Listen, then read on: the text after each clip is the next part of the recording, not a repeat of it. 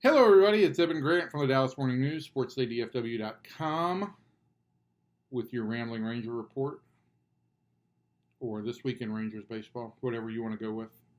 We're still looking for names here. You can email me your suggestions at egrant@dallasnews.com. Suggestions for a name for this segment, suggestions for things you'd love to see in this segment.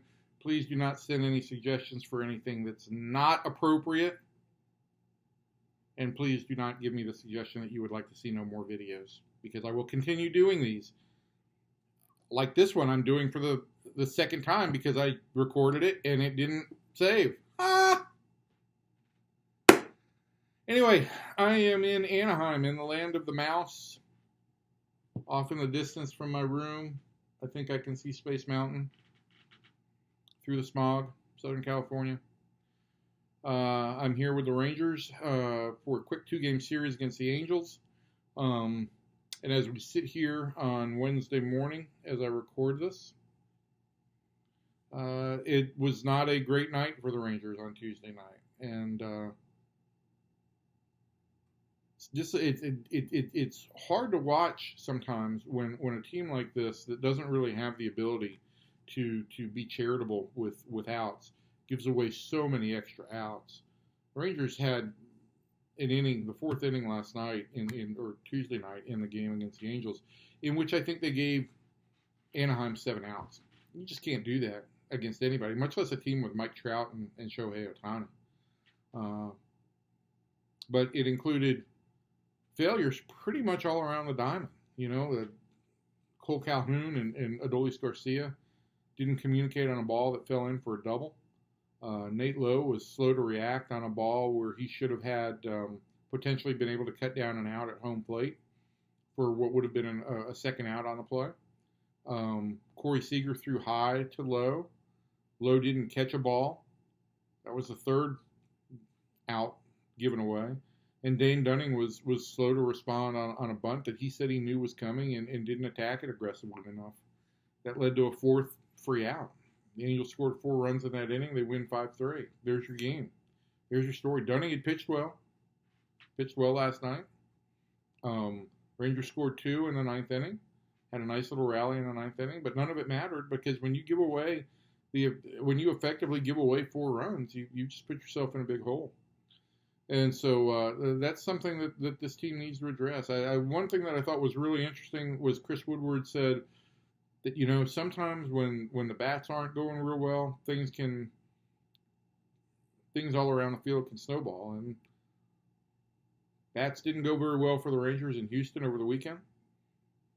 They were no hit, actually didn't even reach base through the first 4 innings on Tuesday. And so you go to the bottom of the fourth, and there they are, perhaps panicking about what they'd done offensively.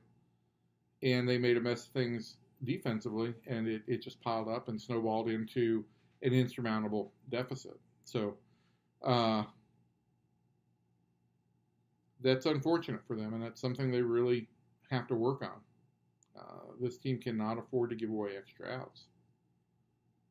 That said, I will bring you some, I guess, good news regarding this team, and that is that as difficult as games like Tuesday night, I'm sure, have been for fans to watch, it's been the absolute inverse watching Martin Perez pitch. It's been a joy. It's been perhaps the biggest joy of the season for this team. I know that in some previous videos and in some columns, I've referenced Martin and where he fits long term as a 31-year-old pitcher on a 1-year deal with a team that probably isn't going to contend this year.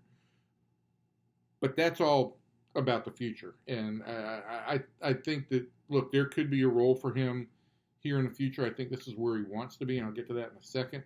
But you cannot take away the fact that what he has done on the field has been by far the most significant achievement of excellence to this point this year. Jonah Heim's played well. Some of the relievers have played well. But Martin has pitched like an ace. I don't want to call him an ace. I don't think that's fair to guys who haven't done that for a long period of time. But he's been outstanding. When he starts on Thursday, first game of the 4-game series at Oakland, it'll be the 200th start of his career in 10 years. He's going to finish this year with 10 years of Major League service. And you get 10 years of Major League service, you get 200 starts, you've had a successful career no matter how you want to slice it. I know that there have been times in the past when Perez was built up as a top of the rotation starter, and maybe he hasn't been that in the past. And maybe we've spent a lot of time this year trying to examine exactly through what lens we evaluate Martin Perez, but I'm going to oversimplify it. And actually, you know what? It's not oversimplifying it. I think it basically is saying what's right. And that is that you get 10 years and 200 starts in the big leagues, you've had a very successful career, any way you want to slice it. And if I told John Daniels or Kip Fagg or Chris Young, I'll give you a pitcher now, you're going to sign and develop a pitcher now, and he's going to end up with 10 years in the big leagues and 200 years of service. That's a successful player development story, a successful draft and development story, successful international sign and development story, however you want to describe it. It's a success. And that's where Martin Perez is right now. That's where he's at the age of 31. And I had a long conversation with him on Tuesday that also told me that headspace-wise, he's in a different place than he's ever been before. I think Martin sat down and wanted to talk, as opposed to, a reporter going up to him and saying, "Hey, I've got some questions." And he talked about a lot of things, personal life, a lot of things that I hope to get to this week in a column. But things in his personal life, in his development, things that when you're 22, 23 years old, you may experience, but you don't fully grasp. And when you're 31 and you had a contract option declined, as he did, when you've had to be a little bit of a vagabond for a couple of years, as he's gone to Minnesota and Boston, when you've had to pick up things on the fly, as he did in Minnesota and Boston, they start to sink in. We had this conversation yesterday about learning things you hear at a young age and things you hear after you've had some experience. And I think a lot of that he now recognizes. And I think it's very much worth saying also that he wanted to be back in Texas. I know he was really taken aback when the Rangers decided not to pick up his option after the 2018 season. He wanted to be here. He wanted to continue to pitch here. He went to Minnesota, learned the cutter there, had some early success with it, but threw it a little bit too much and became predictable, and guys cut up to it, and performance over the season kind of leaked. Went to Boston in 2020, came across people like Pedro Martinez in spring training, had conversations. At a point in time when you're, kind of at a career low, and you start to realize that, okay, there's a difference between throwing strikes, throwing quality strikes, throwing the ball out of the zone with a purpose when you want to, maybe to get a chase, and how all those things kind of mesh together. And so it's put him in a place at the age of 31 where I think he has much better absorbed some of the information that and experience that he's gotten, and put it into perspective. And I think coming back to Texas and knowing that the Rangers have wanted him back has made him far more confident. I don't want to say comfortable. I think comfortable is, the connotation of comfortable is lazy and just at ease. And I don't think that's him at all right now. I think he's secure in who he's at and where he's at. But I think he's confident in how he goes about his job now, and feels more invested in being able to pass some of that along as well. One thing he did talk about yesterday when we were talking is we were watching Adrian Beltre on the field, and Adrian was here not in any official capacity. He's not currently employed by the Rangers, though the Rangers would love to have him as a special assistant and special instructor, whatever really time commitment Adrian is comfortable with. I think right now he's still kind of struggling to deal with putting baseball aside and focusing solely on family. He's special when it comes to investment in family. And I think he realizes how much, I don't want to say that his family suffered. They certainly didn't suffer, but I think he realizes how much he wants to give back to them in these years after he retired. And so that's a big focus for him. But when he does show up, and he showed up in spring training for a long weekend, he showed up at the Rangers invitation yesterday. When he does show up, he works. He wants to work. As he said, I enjoy helping. And he said, the problem is I tend to get too invested in things like this. I come down, and it's not just a one afternoon conversation. I'm want to be invested in helping guys out like Andy Ibanez, who he's trying to help both become a more competent defensive third baseman and become a more confident offensive hitter. And again, it goes back to that whole bleeding into things of you're struggling defensively, takes a toll on what you do really well, which is hit. And that's where I think Andy is. And yesterday, the conversation between Beltre and Andy focused much more on offense than it did on anything on the defensive side. So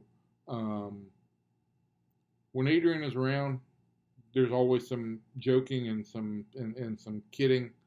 But when he shows up, he's here to work, and he does put in a full day's worth of work in terms of dealing with players and staff. And one of the other things that the Rangers would have loved for him to do yesterday, and I think he was trying to find time, was to have a conversation with Marcus Semien. They had a long talk in spring training, but that was before Marcus got into the season and before I think it became apparent that he's struggling to live up to the contract, to live up to the investment the Rangers made in him. And that has nothing to do with effort, it has nothing to do with ability. I think it's simply one of those cases, and this happened to Adrian Beltre when he signed a deal in Seattle originally, first time he was a free agent. It happened, as we've documented, with Sin-Chu Chu when he signed here. Guys who care, guys who are professionals, sometimes they get so invested in saying, all right, I've done all this to get to this level. Now I have to do more. When you try and do that, it takes away from what you do well. I think one of the things that Marcus has dealt with this year is I get the sense that as somebody who cares, he's a pleaser. And while the Rangers' new hitting coaches, Donnie Ecker and Tim Heyer, have talked about their philosophy and their approach to hitting, they haven't forced anything mechanical on anybody. But I think Semien has taken some of that in and tried to say, okay, I want to do that. I want to show the other guys here that I'm as integrated into this system as everybody else is. And that, I think, has led to a little bit of trying to do some things differently with his hands. I think it's led to him, how to explain this? I think the Rangers' the best way to explain the Rangers' approach is they'd like hitters to maybe start a little bit earlier, that they're identifying zones and lanes that they hit well in, recognize pitches in those lanes, and go. Just go. And if they swing and miss, it's okay. Because if they make contact in those zones, the chances are still going to be that they're going to do significant damage. The way Donnie Ecker kind of explained the philosophy to me is it's a profit. It's all about profitable pitches. It was a business analogy, and it's selecting the pitches that are most profitable on and trying to squeeze the most profit out of them. So where I think Marcus Semien has gotten to is that he tried to do that, but he was, after 8 years in the big leagues, your body also has a different muscle memory, and I think that he tried to get his swing started a little bit earlier. Maybe his hands were a little bit late, and what that led to was more ground balls. Softer contact, more ground balls. And he's tried hard to try and get to a point where he's out in front of the pitch a little bit more and driving the ball. But he struggled with it, and then that leads to some self-doubt. It leads to lots of questioning. It leads to, experimenting with things, and all of that's got to get worked out. Adrian's experience with this in Seattle, he called it a horrible experience. Trying to do more than he was capable of after signing a big deal with the Mariners. And it led to several years where Beltre's performance was subpar for him. And it really wasn't until he went to Boston in 2010 and kind of broke that cycle that he fixes. But I also think that there's people that Marcus can seek out, whereas maybe Adrian didn't have the same ability to do that. One thing Adrian said yesterday in talking with him was, I wish when I was 22, when I was 23, he was referring more to Ibanez in this role, but also referencing players like Semien. Well, I wish when I was younger that there had been, more guys that came around and had shared their kind of experiences with me, and that I could have learned a little bit more from. And so the idea would be that there is somebody here that Marcus can lean on a little bit, and maybe that will produce some results. Let's see what else I have for you today. I've rambled on here now over a half an hour because this is the second time. Did I mention the second time that I've recorded this? So feel sorry for me because I've had to listen to my voice for 32 minutes now, saying the same stuff. Anyway, Rangers go to Oakland, finish up a 10-game sweep through the American League West with the exception of Seattle, but they will play Houston, Anaheim, and the Mariners when they get home. I think the schedule turns a little bit more favorable for them in June and July, and I think we'll speak a little bit about this going forward, but this is an opportunity for them, providing the Mavericks don't make a historic comeback. The Rangers will have the scene in June and July. They invested a lot of money in this team. It's time for them to make some steps forward and for them to kind of seize fan interest. I think fans have become somewhat disengaged and disenfranchised, and the Rangers have an opportunity in front of them in June and July to at least say, hey, this is a different team than you've seen the last couple of years. This team is moving forward. And if they can do that and get a little bit more interest in the club, maybe that momentum will spur them to a stronger finish in August and September. I still don't think that this is a playoff team this year, but I do think it's a better team than it was last year. And I think that should translate to 12 to 15 more wins than last year. So I'm looking at a team that should finish somewhere around 75 wins. And that would be a significant achievement. It would put them in position next year, providing there's continued growth in the minor league system, to make an even bigger jump and back into contention next year. I think that is the long-range plan. Anyway, that's me for this week. If you've got any questions, concerns, thoughts, you can tweet me at Evan_P_Grant or at that email address, egrant@dallasnews.com. Thanks for watching. Thanks for listening. Stay safe. Talk to you soon.